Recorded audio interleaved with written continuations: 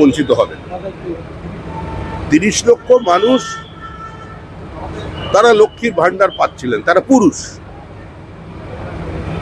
বছরে 36,000 টাকা পাবেন। তো তার জন্য তো কিছু শর্তাবলী থাকবে, নির্দিষ্ট ইনফরমেশন, সেগুলো তো দিতে হবে। অঙ্গনওয়াড়ির কর্মীরা, আশা কর্মীরা, এমনকি দলের পক্ষ থেকে বিভিন্ন মানুষকে ফর্ম ফিল আপ করতে সাহায্য করা হচ্ছে। আয়ুষ্মান ভারতের ক্ষেত্রেও তাই। আইজি এসটিএফ গতকাল সাংবাদিক বৈঠক করে জানিয়েছেন পুলিশ মন্ত্রী তথা মুখ্যমন্ত্রীকে হামলার ছক ছিল। এই পুরো বিষয়টা নিয়ে মুখ্যমন্ত্রীর নিরাপত্তা নিয়ে কতটা চিন্তিত, কি বলবেন? দেখুন, পশ্চিমবঙ্গকে একটা বারুদের স্তূপের উপর বসিয়ে দিয়ে চলে গিয়েছে তৃণমূল কংগ্রেস। সিপিআইএম এর আমলে এটা ছিল সেফ প্যাসেজ, আর তৃণমূল কংগ্রেসের আমলে এটা হয়ে গেছে সেফ হোম। কারণ সমাজ বিরোধীরা মনে করতে এই সরকারটা তাদের সরকার, এবং তৃণমূলের পক্ষ থেকে মুখ্যমন্ত্রী থেকে শুরু করে নেতা পর্যন্ত যেভাবে বিবৃতি দিতেন, যে বার্তা দ্বারা দিতেন, যে ইঙ্গিত দ্বারা দিতেন, তার থেকে মৌলবাদীরাও মনে করে ফেলেছিল এই সরকারটা তাদের সরকার। আর যেখানে ধর্মান্ধ মৌলবাদ থাকবে সেখানেই সন্ত্রাসবাদের জন্ম হবে। আর সে কারণেই পশ্চিমবঙ্গ থেকে আইএসআইএস এর জঙ্গি, লস্করে তৈবার জঙ্গি ধরা পড়ছে।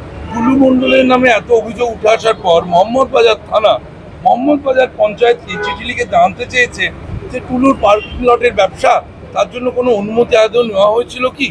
এই যে এত কিছু হয়ে যাওয়ার পর থানা জানতে চাইছে সেখানকারই পঞ্চায়েত দপ্তরকে বা পঞ্চায়েত অফিসকে। এগুলো সম্পূর্ণ প্রশাসনিক বিষয়। এ নিয়ে যা করবার পশ্চিমবঙ্গ রাজ্য সরকার করবে, এ নিয়ে আমাদের কোনো বক্তব্য নেই। এই সরকার আইন মেনে, আইনের পথে হেঁটে যদি কেউ অপরাধ করে থাকেন তাকে শাস্তি দেবে। আজকে প্রধানমন্ত্রী নেশা যুব মুক্তি আনুষ্ঠানিকভাবে কর্মসূচির সূচনা করলেন, কি বলবেন প্রধানমন্ত্রীর এই সূচনা কর্মসূচি? নেশামুক্ত ভারত গড়বার লক্ষ্যে প্রধানমন্ত্রী দীর্ঘদিন ধরে কাজ করে চলেছেন। বহু মানুষ তার এই আন্দোলনে এগিয়ে এসছেন।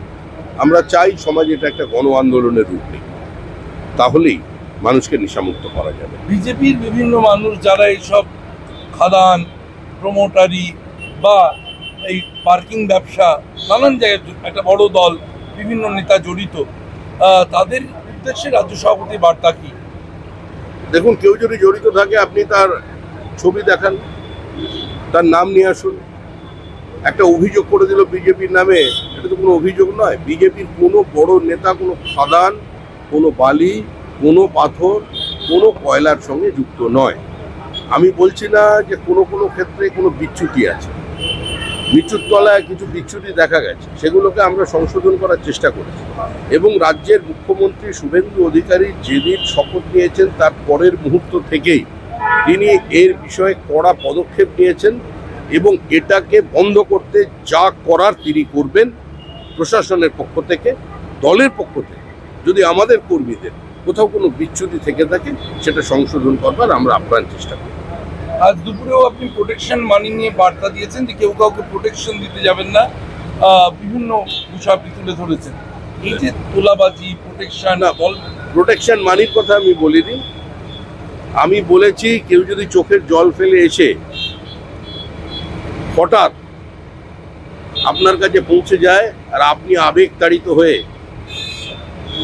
একটু মোহভঙ্গ হয়ে যান, তাহলে তা থেকে বিরত থাকবেন।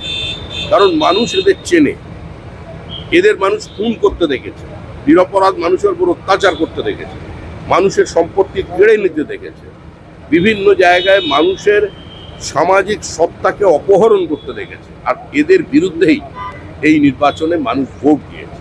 সুতরাং যদি এ ধরনের কাজ আপনারা করতে যান, তাহলে ওই যে ডিম থেরাপি চলছে, ওই ডিমের অভিমুখটা কিন্তু বদলে যাবে। সতর্ক থাকবেন। দলের পক্ষ থেকে নজরদারি চালাবেন রাজ্য সভাপতি এবং রাজ্য নেতৃত্ব? দলের পক্ষ থেকে সম্পূর্ণ নজরদারি আছে। বিজেপি একটা সংগঠিত রাজনৈতিক দল। আমাদের যারা দায়িত্বে আছেন, যে যে জেলার দায়িত্বে আছেন, মহকুমার দায়িত্বে আছেন, তারা এই বিষয়ে নজরদারি করছেন। তারা রেগুলার ট্যুর করছেন। কোনো জায়গায় এ ধরনের কোনো বিচ্যুতি যখনই শোনা যাচ্ছে, পার্টি সেখানে প্রয়োজনীয় ব্যবস্থা নিচ্ছে।